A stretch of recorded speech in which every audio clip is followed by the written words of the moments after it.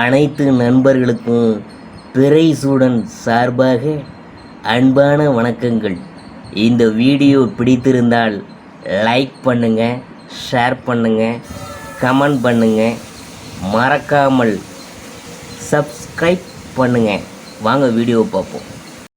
மார்கழி மாத ராசி பலன்கள் 2023ஆம் ஆண்டு எப்படி இருக்க போகிறது என்று நாம் பார்க்க போகிறோம். மார்கழி மாதத்தில் சூரியன் தனுசு ராசியில் பயணம் செய்கிறதுனால இது தனுர் மாதம் என்று அழைக்கப்படுது. இந்த மாதத்தில் குளிர்காலம்லாம் தொடங்க போகுது. மார்கழி மாதத்தில் சூரியன் தனுர் ராசியில் சஞ்சரிக்கிறார். மார்கழி 29ஆம் தேதி மகர ராசிக்கு இடம் மாறுகிறார்.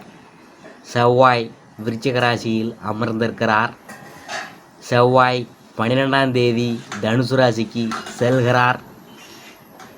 புதன் விருச்சிக ராசியில் அமர்ந்திருக்கிறார். 23ஆம் தேதி தனுசு ராசிக்கு செல்கிறார். குரு மேஷ ராசியில் இருக்கிறார்.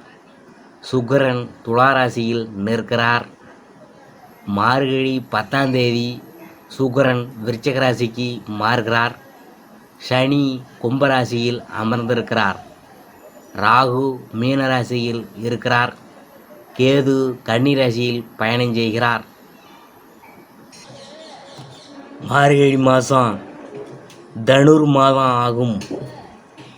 தட்சிணாயன காலம் மார்கழியுடன் முடிவடையுது. சூரியனுடைய தெற்கு இயக்கம் முடிவடையும் காலம்தான். இந்த நேரத்தில் சூரியனுடைய கதிர்வீச்சு பல பிரச்சனைகளை தரக்கூடியது. தமிழ் மாதங்களில் மார்கழி என்பது இறைவனுக்கு உகந்த மாதமாக விளங்குகிறது.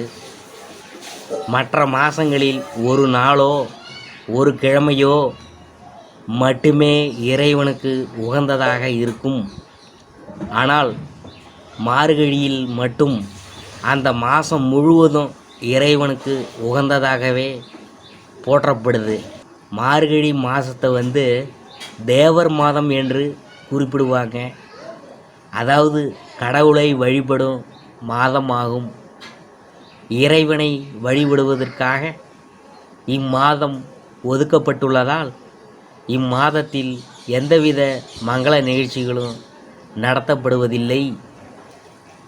சைவ ஆலயங்களிலும் வைணவ ஆலயங்களிலும் சூரிய உதயத்திற்கு முன்னதாகவே பூஜை ஆராதனை நடத்தப்படும். மேளதாள வாத்தியங்கள் முழங்கப்படும். சிவ ஆலயங்களில் திருவெம்பாவை திருப்பள்ளி எழுச்சியும் விஷ்ணு ஆலயங்களில் திருப்பாவையும் பாடப்படும்.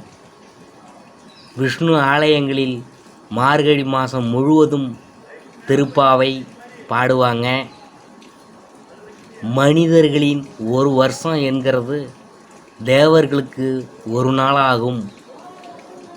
தை முதல் ஆனி வரையுள்ள காலம் பகல் எனவும், ஆடி முதல் மார்கழி வரையுள்ள காலம் இரவு எனவும் ஆகும்.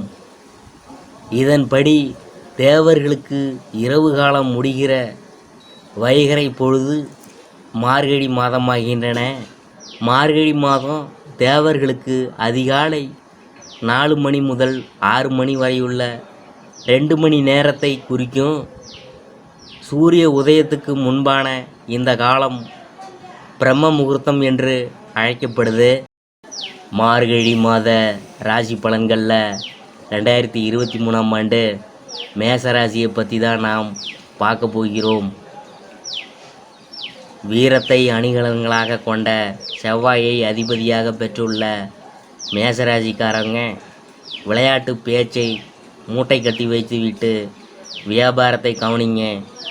வாடிக்கையாளரை வசப்படுத்தி விற்பனையை பெருக்கும் வழியை பாருங்க.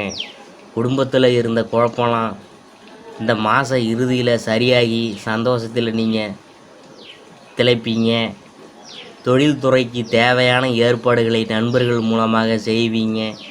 மார்கழி மாதமாக இருந்தாலும் மகளுக்கான திருமண முயற்சிகளை முன்னெடுத்து ஆரம்ப ஏற்பாடுகளை செய்வீங்க.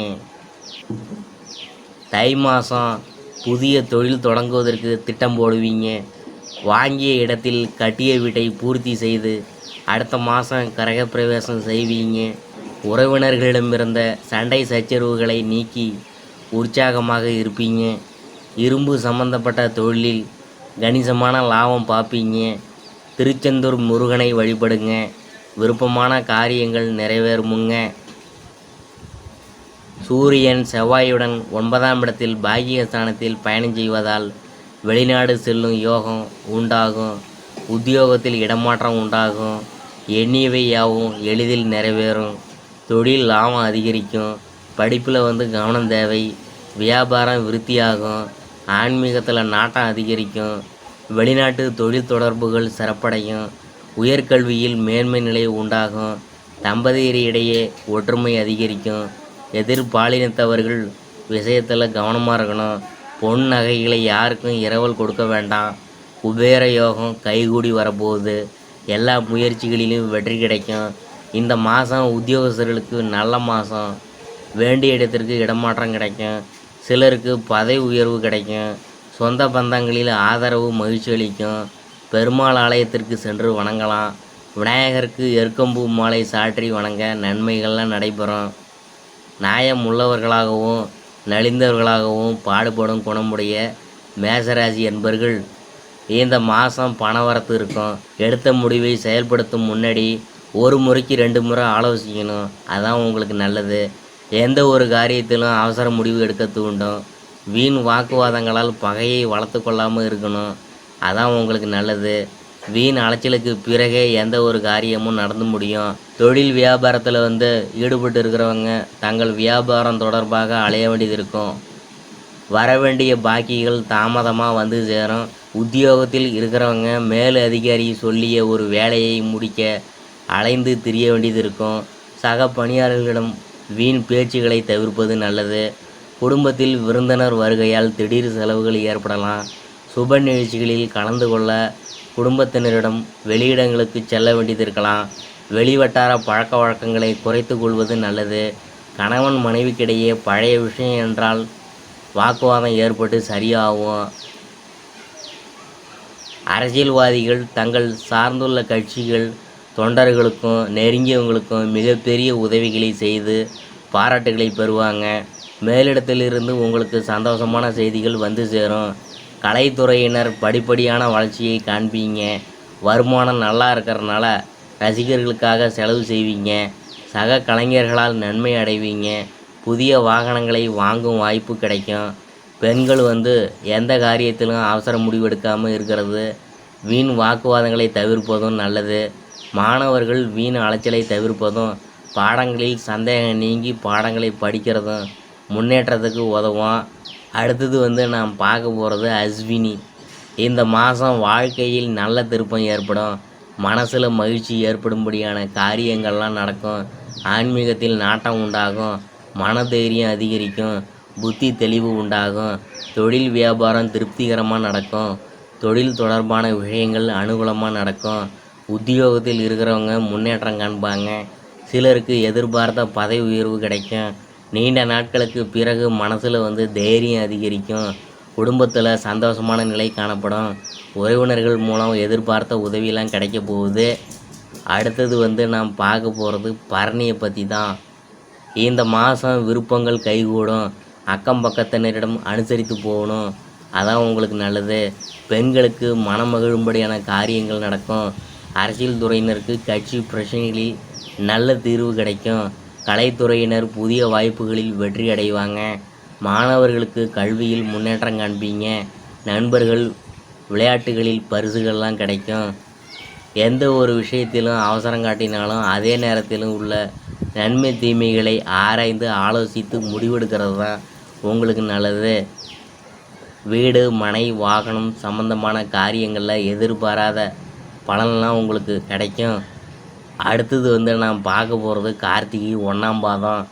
இந்த மாதம் தொழில் வியாபாரம் நல்லாயிருக்கும்.